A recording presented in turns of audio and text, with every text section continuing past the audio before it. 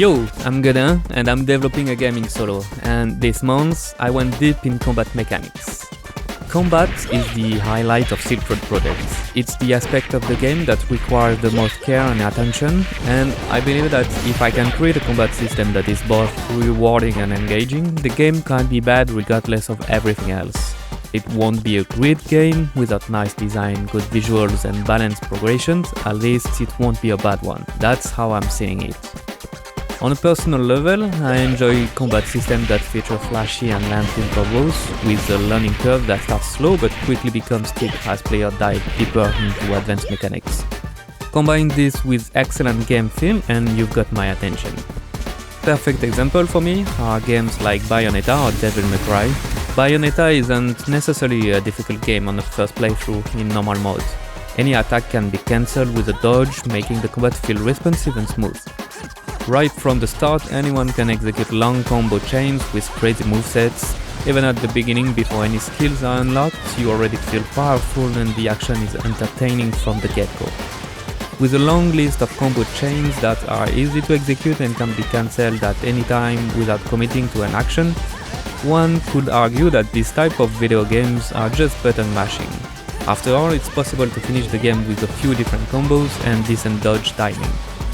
However, for some players, who I believe are the target audience for this type of games, the fun comes from mastering it. It's not just about beating the game, but actually dominating it. There's real pleasure in experimenting with movesets, getting creative, and discovering advanced and somewhat hidden mechanics that allow for even higher combo score. The first playthrough is usually just the beginning. In Bayonetta, one of the underexplained mechanics and arguably one of the most important features of the combat system is called dodge offset.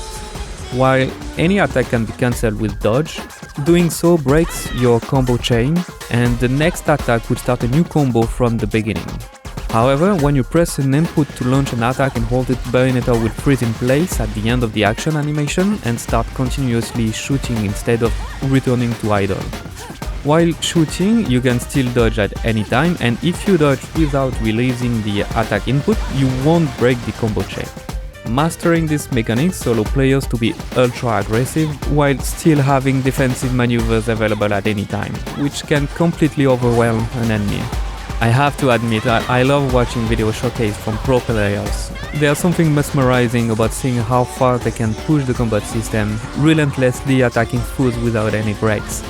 For me, Bayonetta is a perfect example of a game with a deceptively simple combat system that becomes incredibly rewarding for players who wants to dive deep. So, now that you understand my connection with character action games, let's talk about the Silk Road project. From the beginning, my ambition was to create a character action game that lets the player control two characters at the same time. That's the selling point of my combat system and what will make it unique and apart from the rest of the game genre. To avoid overwhelming the player, the main character is fully controllable, while the spirit follows him automatically. A dedicated button is assigned to spirit attacks, making it easy for new players to mix main character and spirit actions to create cool combos. That would be the first layer of the combat system. The player will be then introduced with the ability to lock the spirit in place after a dodge by holding the dash input.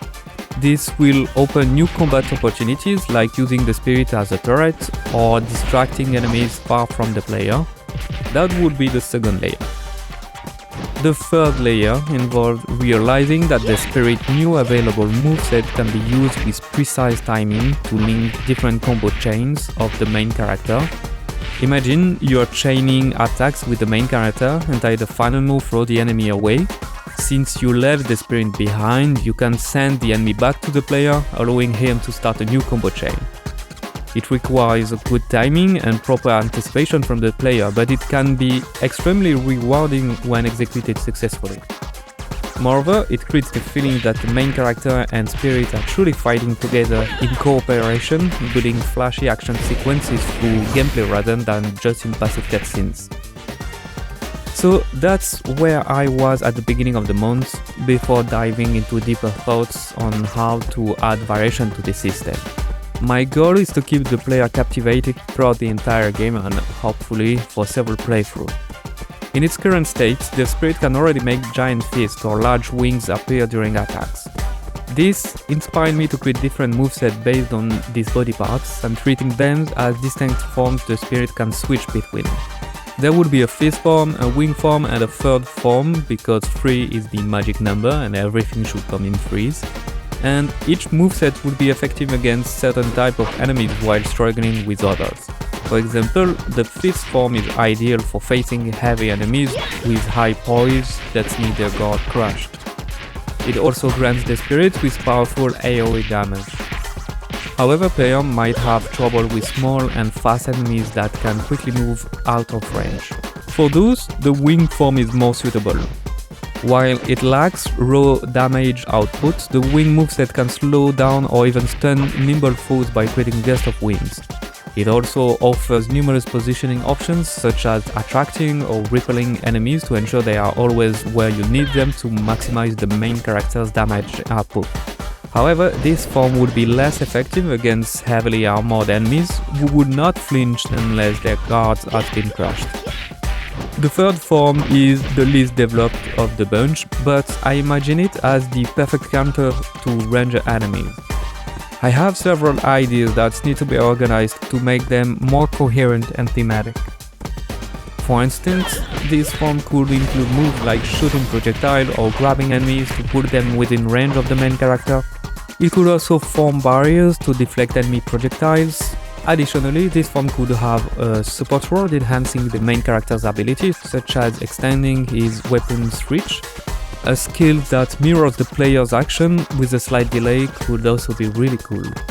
For now, it's a bit too random and needs more thought, but you get the idea. At the top of this layer cake of combat system deepness, the final layer of mastery would be the ability to seamlessly switch forms mid-combo. Picture this. Your main character unleashes a combo chain that culminates in a powerful vertical slash, while your spirit flaps its wing to push surrounding enemies into the path of the massive sword strike. As enemies are thrown back, you switch your spirit forms to fists, allowing you to punch them back towards your main character, who can then initiate a new combo chain. Meanwhile, the spirit switches to its third form, charging a piercing projectile to ensure the enemy never get a break. Alright, now that the brainstorming is done, it's time to take action. Next month I'll focus on quickly implementing these ideas into gameplay. Even though not all the moveset and concepts are fully fleshed out, I'm eager to start bringing what I have into Unreal.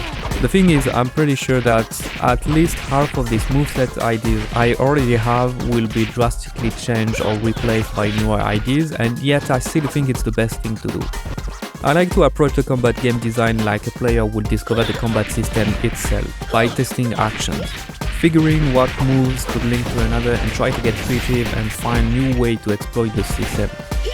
The difference is I'm the programmer and I can add and tweak gameplay almost in real time. And I'm not just the programmer, I'm also the game designer, the art director, the animator of my own game. This is a truly unique way to build the game. I can make decisions on the fly on any aspect of the game, something that wouldn't be possible in a studio setting where adding or tweaking features will require creating a Jira task or calling a meeting, demanding much more organization. And that will be all for this recap. Please consider subscribing to this channel if it's not already done, so you won't miss new updates every month. Until then, stay tuned, as the next couple months are probably gonna be exciting for me as the combat will start to get a lot more fun. See you soon, thanks, bye.